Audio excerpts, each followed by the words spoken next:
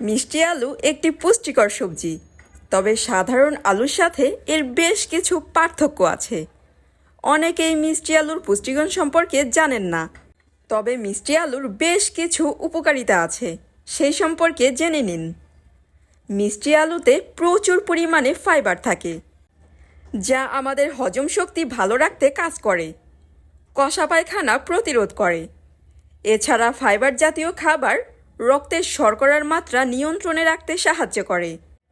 এছাড়া মিষ্টি আলুর গ্লাইসেমিক সূচক বেশ কম থাকার কারণে মিষ্টি আলু খেলে রক্তের শর্করার মাত্রা ধীরে ধীরে বাড়তে থাকে।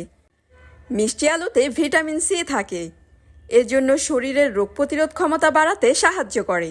এছাড়া আমাদের শরীরকে বিভিন্ন ধরনের সংক্রমণ থেকে রক্ষা করে।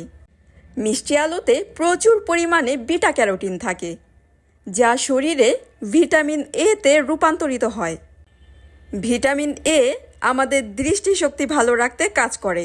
এছাড়া রোগ প্রতিরোধ ক্ষমতা বাড়ায়, সেই সাথে ত্বক ভালো রাখতে খুবই উপকারী। মিষ্টি আলুতে প্রচুর পরিমাণে পটাশিয়াম থাকে, যা আমাদের রক্তচাপ নিয়ন্ত্রণে রাখতে সাহায্য করে। এর ফলে হৃদরোগের ঝুঁকি কমে। মিষ্টি আলু অ্যান্টিঅক্সিডেন্ট সমৃদ্ধ হওয়ায় শরীরকে ফ্রি র্যাডিক্যালের ক্ষতি থেকে রক্ষা করে। এতে ক্যান্সার, হৃদরোগ এবং অন্যান্য দীর্ঘস্থায়ী রোগের ঝুঁকি কমাতে সাহায্য করে।